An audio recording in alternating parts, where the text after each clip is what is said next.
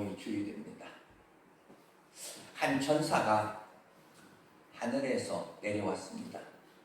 이 천사는 하루 동안 이 세상에 머물며 많은 것을 보았습니다. 그리고 해가 점을 무려 이제 날개를 펴보며 하늘로 올라갈 그런 준비를 하고 있었습니다. 그런데 이 땅에 내가 왔는데 그 온 기념을 내가 무엇인가를 내가 가지고 가야 되는데 하면서 이 천사를 주위를 둘러봤습니다. 그런데 정원에 피어있는 앞에 꽃이 얼마나 아름답습니까? 이 꽃이 너무나 아름다워서 향기롭고 이 아름다운 꽃을 내가 가지고 가야 되겠다 이렇게 결심했습니다. 그런 가운데 정원 옆에 있는 어느 집의 문틈에 그 미소 짓는 어린아이, 그 잠자는 어린아이를 보았습니다.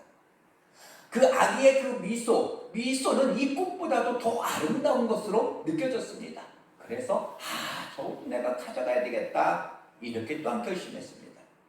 그때 이 천사는 아기의 볼에 또한 입 맞추는 그 어머니의 그 사랑을 보았습니다. 저 사랑은 지금까지 내가 본 것 중에 가장 아름답구나. 내가 저것도 기념으로 가져가야지.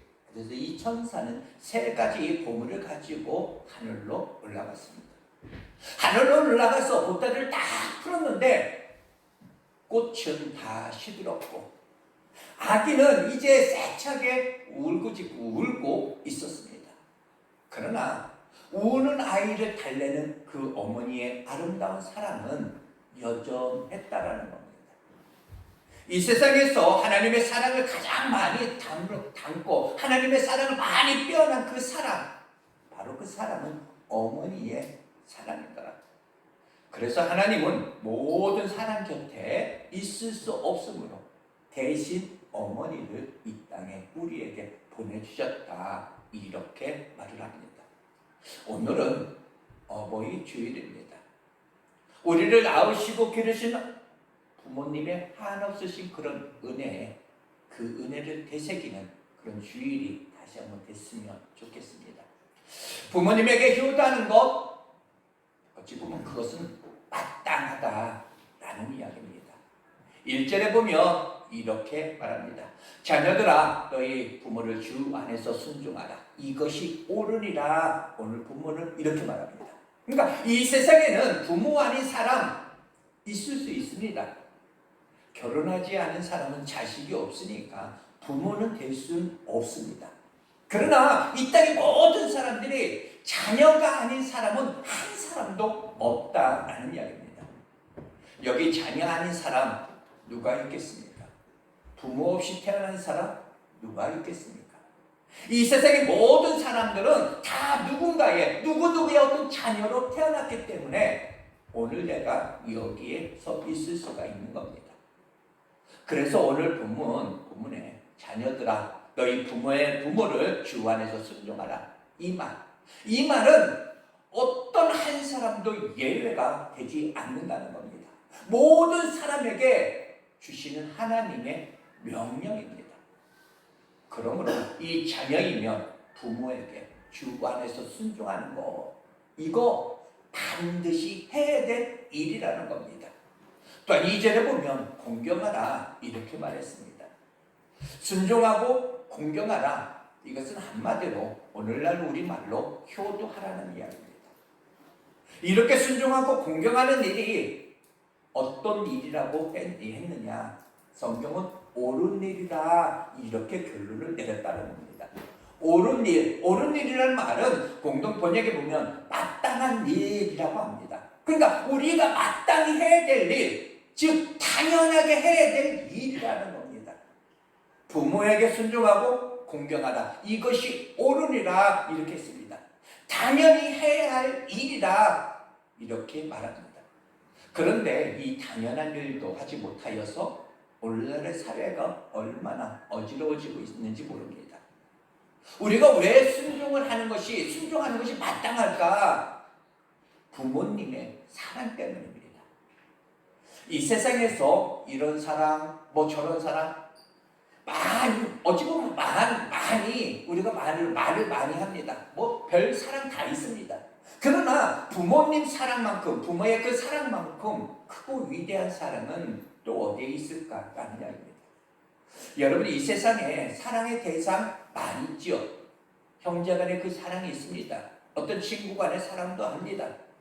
형제 간의 사랑이 있지만은 형제도 어느 한쪽이 지나치도록 진짜 잘 되고 다른 사람의 어떤 칭찬을 받고 어떤 높은 지위에 오르면은 형제 간이라 할지라도 시기하게 되어 있습니다. 또 부모에게 말을 할 수 없는 어떤 비밀스러운 그런 이야기를 뭐 친구에게 나눈다고 할지라도, 그렇게 가까운 친구가 있다 할지라도 그 친구가 너무나도 지나치게 너무 잘 되고 잘 나가면 옆에서 그 친구는 또한 시기하게 되어 있습니다. 그런데 이 세상에서 시기하지 않는 그런 사랑은 부모님의 사랑밖에 없다라는 겁니다. 이 세상의 모든 사람들의 어떤 사랑은 시기하는 그런 사랑입니다. 그런데 이 부모의 사랑만은 시기하지 않는다.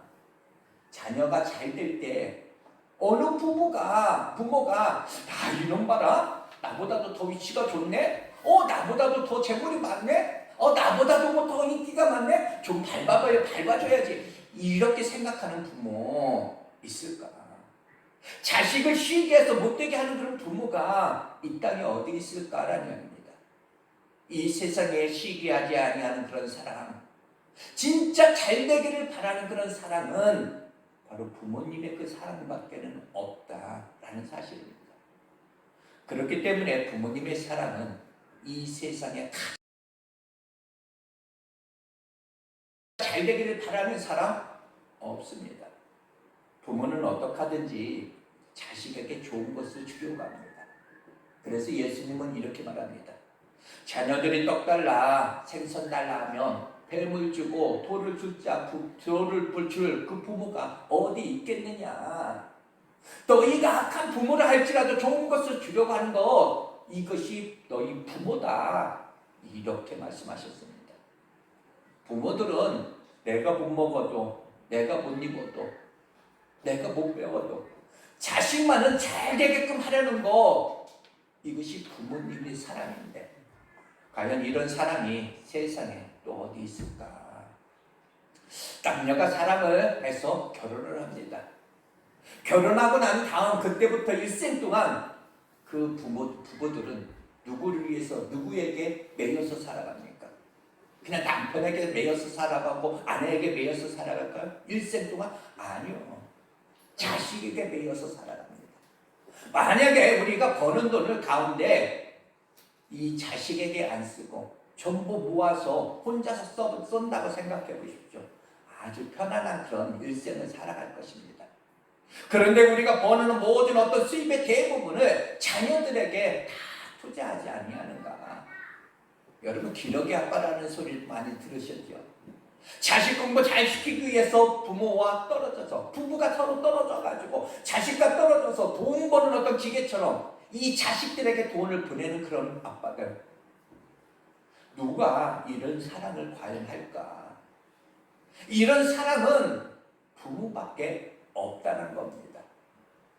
부모의 이런 사랑 때문에 어떤 부모에게 우리가 순종하고 공경하는 것은 너무나도 당연한 일이다, 마땅한 일, 옳은 일이다, 이렇게 말하고 있습니다. 자녀를 잉태했을 때 엄마가 이 자식을 보호하기 위해서 얼마나 애를 많이 씁니까? 자식이 뱃속에 있을 때부터 이 엄마는 이 몸이 아파도 약을 먹지 않습니다. 혹시라도 약을 먹으면 뱃속에 있는 아이가 잘못될까봐 열이 펄펄 끓어도 너무나 아파도 그냥 참지, 내가 그냥 낫겠다고 약 먹는 부모 없다라는 겁니다. 그뿐만입니까? 먹고 싶은 것도 마음대로 먹지 못합니다. 음식도 아이가 좋은 것만 골라서 먹습니다. 뱃속에서부터 온갖 정성을 다해서 우리는 자녀들을 키우고 있습니다. 아이가 뱃속에서 먹는 그 피, 부모 엄마로부터 공급받는 그 피, 그 영양, 그 양이 여러 마리래요. 한 말도 아니고 여러 마리를 그 뱃속에서 먹는다고 합니다. 나와서 먹는 엄마의 그 젖은 흰피다 이렇게도 이야기합니다. 나폴레옹이 1812년에 9월 14일에 이 러시아를 침공해서 모스크바를 함락시켰습니다. 다섯지세로 가고 있는데 이 러시아 사람들은 싸우지 않고 계속해서 후퇴를 하는 겁니다. 지금 9월이지만 앞으로 몇 개월만 기다리면 그들이 맥을 못 추게 될 것이다. 이것을 그들은 알고 있었기 때문입니다. 그래서 후퇴하면서 마을마다 이 식량들을 다 불태우고서 후퇴를 하는 겁니다. 먹을 것이 하나도 없도록.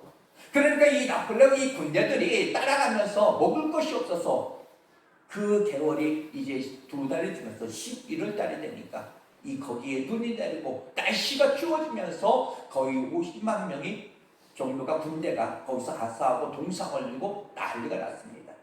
이 나폴레옹이 군대가 그 중에 어느 마을에 가니까 그 마을에 사람들이 있었습니다. 그런데 그 가운데 그 마을에는 유독이 어느 한 어머니가 아이에게 젖을 먹이고 있는 그 모습을 이 군인들이 봤습니다. 그러니까 젖을 먹일 정도라면 이 마을에는 찔릴 것이 먹을 것이 있다 이렇게 생각을 했습니다. 그래서 젖 먹는 그 어머니에게 먹을 것을 내어놓으라고 협박을 했습니다. 그런데 어머니가 전혀 대답을 하지 않습니다. 계속해서 다그쳐도 아무 말도 없었습니다. 그래서 뭐 이런 것이 다 있냐 군합발로 그 어머니를 밀어쳐서 사버렸습니다. 그랬더니 그 젖 먹고 있던 그 아이가 같이 떨어지는데, 그런데 이 아이가 먹고 있던 것은 젖이 아니었다라는 겁니다. 이 아기는 젖을 달라고 보태는 그 엄마, 젖을 달라고 보태기에 이 엄마는 젖을 먹일 수가 없어서 젖이 안 나오니까 이 어머니는 자신의 젖을 칼로 찔러서 그 피를 먹이고 있었다는 겁니다. 자식을 위해 자신의 어떤 피를 먹이기까지 자식의 어떤 생명을 연장시키려 하는 이거 부모의 사랑, 이 사랑이 또 어디 있겠는가라는 이야기입니다. 이런 사랑이 부모의 사랑이기 때문에 오늘 하나님께서는 네 부모를 순종하라고, 아버지 어머니에게 공경하라 이렇게 말씀하십니다. 우리가 양주동 씨의 쓴 그 어머니 마음이라는 그 노래 우리는 어버이날마다 항상 부르고 있습니다. 아마 설교 끝나면 다시 한번 우리도 오늘도 부를 겁니다. 나 실제 괴로움 1절만 가사를 제가 읽어드릴게요. 나 실제 괴로움 다 잊으시고 길을제 밤낮으로 애쓰는 마음, 진자리 마른 자리 가라니시며 순발이 다닳도록 고생하시며 하늘 아래 그 무엇이 널 딸이요 어머님의 희생은 가이었어라. 이것이 어머님의 마음이요 부모님의 사랑이라는 겁니다. 이 세상에 어머님의 이런 사랑보다 더 귀한 사랑이 어디에 있을까? 바로 이런 사랑에 자녀들은 마땅히 순종하고 공경해야 됩니다. 오늘 가정의 달 어버이주를 맞이해서 지금까지도 효도하면서 여러분 살아왔을 줄 믿어요. 그러나 이제부터라도 좀 더 내가 효도하며 살아버리라 다짐할 수 있기를 다시 한번 바랍니다. 그리고 실천하는 그런 성도들이 되시기를 다시 한번 축복합니다. 왜 부모에게 순종하며 공경하라고 했을까? 옳은 일이다. 이것이 옳은 일이라는 겁니다. 마땅하고 당연한 일이다. 이런 사랑을 받았기 때문에, 부모로부터 이런 사랑을 받았기 때문에 그 부모의 은혜를 다시 한번 깊이 깨닫고 부모에게 순종하고 공경함을 다시 한번 실천할 수 있기를 바랍니다. 이것이 마땅한 일, 꼭 해야 될 일이라는 겁니다. 그럼에도 불구하고 해야 할 일을 하지 않는 사람들 너무 많이 있다는 겁니다. 마땅히 해야 될 일이기에 바로 어찌 보면은 요즘도 뭐 효도상 그런 거 있잖아요. 마땅히 그냥 해야 될 일인데 효도했다고 표창장을 받고 칭찬을 해주고 어찌 보면 그런 거 아님에도 불구하고 마땅한 일을 하지 않기 때문에, 그런 사람 하지 않기 때문에 마땅한 일 하는데도 축복을 주고 상을 줍니다. 하나님도 마찬가지예요. 효도하면 당연한 일이지만 내가 축복해주마 하나님이 약속해 주셨다는 겁니다. 어떤 축복입니까? 땅에서 잘 되고 장수하는 축복을 내가 주나 약속하셨습니다. 땅에서 잘 된다는 말은 어떤 말입니까? 신명기 28장 이렇게 말합니다. 나가도 복을 받고 들어가도 복을 받고 네가 떡 받은 그릇과 소생과 모든 생업에 다 내가 축복해 주마. 축복의 약속입니다. 성경에 보면 효도에서 받는 축복과 효도하지 않아서 저주받는 그런 사건들 성경 속에 많이 있습니다. 그 예로 한 가지씩만 들어보겠습니다. 압살롬을 보시기 바랍니다. 다윗이 얼마나 사랑한 자식인지 모릅니다. 얼마나 아끼면 손에 놓지 않고 정말로 키웠던지 머리부터 발끝까지 상처가 하나도 없다라고 이야기합니다. 여러분 각자의 몸을 한번 보시기 바랍니다. 찍혀서 상처나고 넘어져서 상처나고 벌레 물려서 상처나고 갖가지 상처들 다 있습니다. 우리 자녀들도 상처 다 있어요. 꼬맨다들이 다 있습니다. 이 압살롬은 얼마나 귀하게 컸던지 상처가 하나도 없는 그런 자식, 그만큼 사랑을 받고 자랐다는 겁니다. 그런데 이 압살롬이 성장하여서 어떻게 합니까? 아버지를 몰아내고 죽이고 자기가 왕이 되겠다고 그 계획을 세우고 군대를 모집했던 사람입니다. 생각뿐만 아니라 직접적으로 예루살렘에 있는 그 아버지를 잡아서 죽이겠다고 자기가 임금이 되기 위해서 그 예루살렘으로 쳐들어왔습니다. 이때 아버지가 어떻게 합니까? 자식과 싸울 수가 없어서 그래서 아버지는 머리를 풀고 신발도 신지 못하고 울면서 예루살렘 고지에서 내려와서 떠나게 됩니다. 압살롬이 어떻게 죽었습니까? 아버지에게 그렇게 불효하더니 과연 그가 어떻게 죽었을까? 머리가 상수리 나무에 걸려서 바로 이 요압이 셋을 가지고 그의 심장을 찔렀습니다. 주변에 있는 근사들이 칼로 난도질을 했습니다. 불효자는 이렇게 된다는 사실을 성경 안에서 우리는 많은 것을 우리는 볼 수 있습니다. 효자들은 어떻게 되었을까요? 그냥 이삭을 잠시 한번 보겠습니다. 이삭을 아버지가 모리아산에서 데려갔습니다. 그 상황을 보면 그 당시에 이 이삭의 나이를 학자들은 25에서 30세까지 이렇게 보고 있는 학자들 많이 있습니다. 즉 그 현기왕성한 그 젊은 아들이었다는 겁니다. 그 아들을 아버지가 강제로 손을 묶어서 장작더미 위에 올려놓고 칼로 찌르려고 했을까라는 이야기입니다. 강제로? 아니요. 아마 아버지가 이렇게 이야기했을 겁니다. 너는 약속의 자식이다. 하나님께서 너를 주셨는데 너를 번제로 바치라고 하신다. 그러니까 아버지를 믿고 너는 번제로 내가 드려야 되겠다. 아브라함이 아마 설명을 다 했을 겁니다. 그러니까 그때 이삭이 어떻게 합니까? 아버지의 뜻이 그러하시다면 그렇게 하십시오. 그냥 자연히 반항하지 않고 손을 묶으십시오. 그리고 장작더미에 올라가서 아버지 찌르십시오. 이렇게 아버지의 칼을 기다리고 있지 않았을까? 다시 말해서 죽기까지 순종했던 그 이삭을 우리는 발견할 수 있다는 겁니다. 그러니까 하나님께서 이삭을 얼마나 축복하셨는지 이삭의 아버지 이 아브라함도 험한 생을 살았다 이렇게 말합니다. 그 이삭의 아들 이 야곱도 얼마나 험한 그런 생을 살았는지 여러분 아시죠? 그렇지만 이 이삭만큼은 얼마나 평탄한 그런 삶을 살았는지 모릅니다. 다른 사람은 아무리 우물을 파도 물이 나오지 않는데 이삭은 파기만 하면 물이 쏟아져 나옵니다. 그 당시 이 우물은 생명줄과 같은 것이었습니다. 그리고 얼마나 거부로 살았는지 모릅니다. 바로 그런 축복을 이 효자들에게 주신다 약속하시는 겁니다. 여러분들 장수하고 싶으십니까? 잘 되고 싶으십니까? 효도하라는 겁니다. 어떻게 하면 더 구체적으로 우리가 효도할 수 있을까? 오늘 본문은 몇 가지로 명령하고 있습니다. 첫 번째 순종하라는 겁니다. 말씀에 예하라는 겁니다. 부모님이 마음에 안 드는 일을 한다 할지라도 그냥 순종하라는 겁니다. 여러분 젊은이들이요. 언제나 부모님의 말씀을 듣는 그런 마음의 준비, 그 마음의 준비를 갖추고 있으라는 겁니다. 마치 여러분은 군대에서 상관의 명령에, 어떤 상관의 어떤 지시에, 그 지시가 어떠하든지, 그 명령이 어떠하든지 그냥 이해할 수 있는 그런 준비가 되어 있듯이 자녀들에게 그렇게 준비되어 있으라는 겁니다. 나는 젊은 세대이고 부모님은 연로한 그런 세대이기 때문에 생각은 다를 수가 있습니다.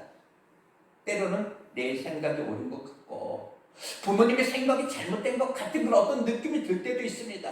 그럴 때라도 부모님의 말씀을 우선적으로 순종하라는 겁니다. 부모님의 말씀을 무겁게 여기고 함부로 거역하지 말고 성경은 그렇게 오늘 말하고 있더라. 그것이 순종이다. 또한 공경하라고 이렇게 말합니다. 가치를 두라는 겁니다. 높이 섬기라는 거. 이 땅에 부모님만큼 높임받고 존경받아야 할 사람이 누가 있겠는가? 부모 외에 나를 위해서 무조건적 어떤 희생과 어떤 사랑 베푸는 사람이 있습니까? 없습니다. 어떤 사람은 남의 부모 진짜 칭찬하죠. 저부분들 자기 부모는 멸시하면서 이것이 가장 못난 사람입니다. 이 땅에서 가장 존경받아야 될 분, 존중해야 될 분, 내 부모님입니다. 내가 내 부모 존경하지 않으면 누가 내 부모를 존경하겠습니까?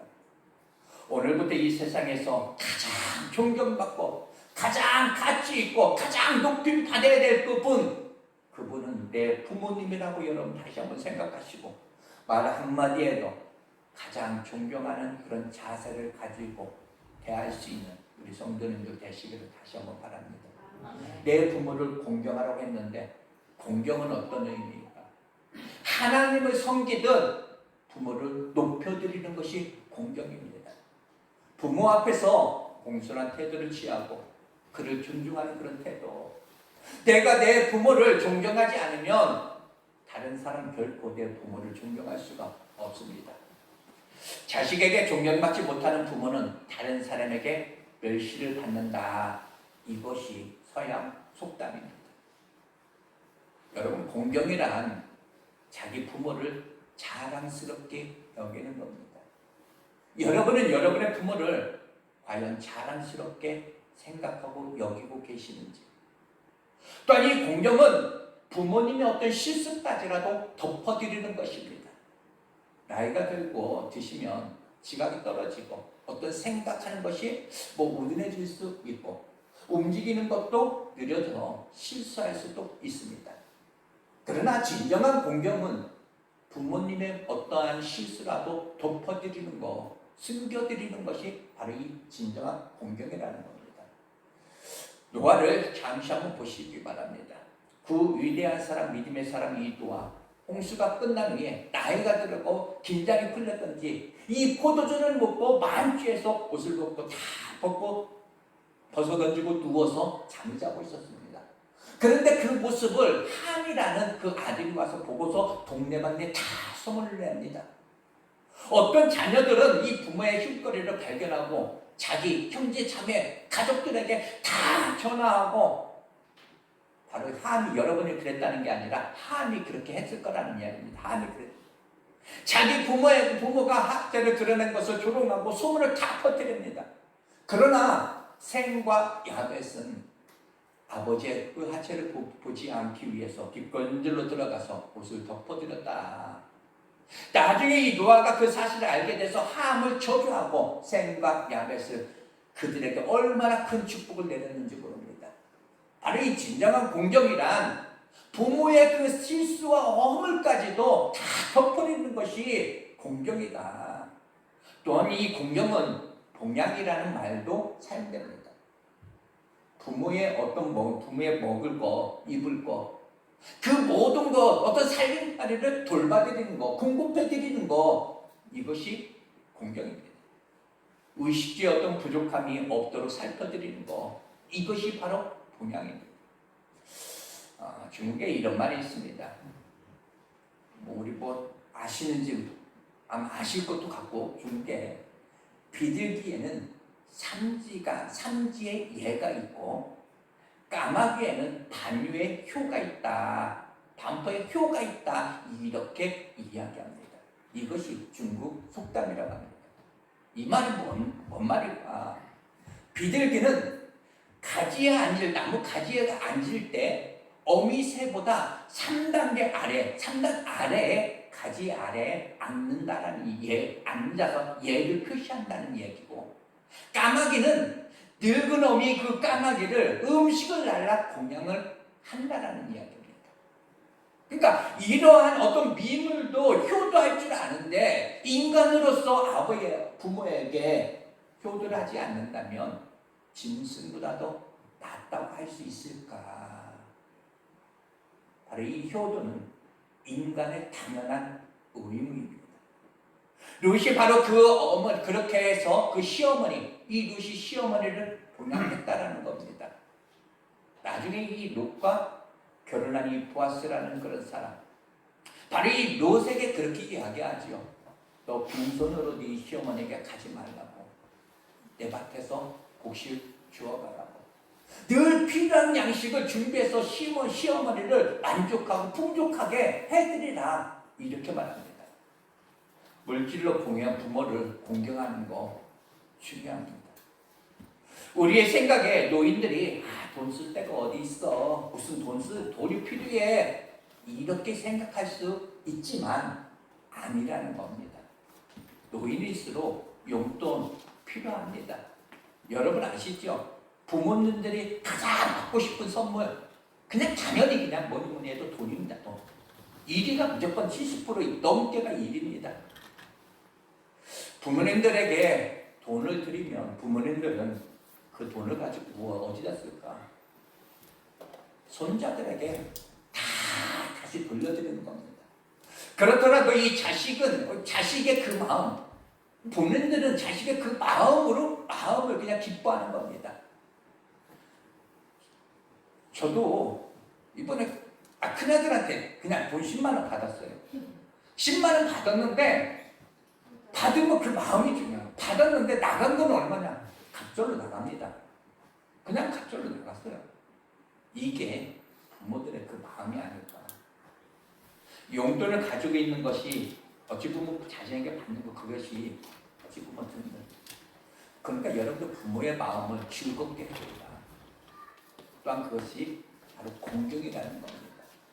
그래서 잠언서 23장 25절 이렇게 말하죠. 네 부모를 즐겁게 하며 너나 어미를 기쁘게 하라 이렇게 말합니다. 진정한 공경은 사치스러운 옷으로 감싸드리는 거, 진귀한 음식을 대접하는 거, 이것만이 아니더라. 그 이전에 부모의 이 마음을 즐겁게 해드리는 거, 기쁘게 해드리는 거. 밥 한 끼를 사고 밥 한 끼를 대접해도 정성스럽게 그냥 마음이 담겨 있어야 된다. 자식 집에 가서 며칠 있는데 가시방석에 앉아있는 것 같다라면 참 안타까운 일 아니겠습니까? 오늘 집에 왔는데 어머니 언제 가십니까? 이렇게 묻는다면 불편하지 않을까? 갈비가 아닌 어떤 생선 한 마리를 구워드리더라도 그냥 맛있게 드시고 기쁘시게 할 수 있도록 편안하게 즐길 수 있도록 해드리는 것, 그것이 공경이더라. 부모가 어떨 때 기뻐합니까? 부모가 자기가 잘 됐을 때 기뻐할까? 아니요. 자식이 잘 될 때 가장 기뻐합니다. 그렇기 때문에 내가 말씀대로, 내가 믿음대로, 내가 열심히, 다시 우리 성도님 자녀들, 젊은이들, 우리 모든 자녀들 성실히 진짜 살아가지고 남에게 좀 나눠주면서 다른 사람에게 존경을 받는 그런 사람으로 건강하게 그렇게 살아갈 때 부모는 아마 더 기쁨이 크지 않을까. 앞으로 건강관리 여러분들도 잘하시고 열심히 신앙생활 성실히 해서 여러분들 남에게 정말 칭찬받고 교회에서도 저 정도는 신앙은 해야 돼 이렇게 모범이 된다면 그 모습을 보고 부모님이 얼마나 기뻐할까. 그것이 진정한 효도가 아닐까. 어버이주를 맞이하여서 혹시 혹여나 혹시 뭐 잊으셔가지고 혹시 한 주간 잊으셔서 못했을 수도 있습니다. 아마 그러나 여러분 다 하셨을 줄 알아. 그냥 한동안 한 주간이라도 부모님이 가장 기뻐하실 만한 어떤 그런 선물, 뭐 용돈으로 드리면은 가장 좋다고 합니다. 뭐 그 외에도 부모님이 가장 기뻐하실 만한 거 꼭 해드렸으면 좋겠습니다. 그리고 부모님, 어비의 어떤 뭐 그런 말씀, 부모님의 그 말씀에 다시 한번 순종하고 가장 가치 있는 그런 분들로 여러분들이 공경하고 부모님의 영혼을 다시 한번 또한 구원할 수 있는 그런 성도들 되시기를 바랍니다. 이것은 우리가 마땅히 해야 될 일입니다. 마땅히 당연히 해야 될 일. 당연한 것을 우리가 해도 당연한데도 하나님은 우리에게 축복을 주시나 약속을 해주셨습니다. 다시 한번 그 부모님의 얼굴에서 하나님의 얼굴을 여러분들 보시고 부모님의 말씀 속에서 하나님의 말씀을 여러분들 들으시기 바랍니다. 그리고 그 부모님을 통해서 정말 그 부모님을 통해서 오는 이 땅에서 여러분들 누릴 수 있는 진짜 잘되고 형통한 그런 복, 장수의 복 마음껏 누릴 수 있는 여러분 되시기를 다시 한번 축복합니다. 혹여나 부모님이 세상에 있지 아니하시고 떠나셨다면 하나님이 우리의 영원한 아버지 되시고 하나님 아버지에게 효성스러운 그런 귀한 자녀들 되어서 나머지 모든 그 약속의 축복들 다 받아들일 수 있는 우리 생물의 온 식구들, 우리 성도님들 다 되시기를 다시 한번 축복합니다. 잠시 기도하겠습니다.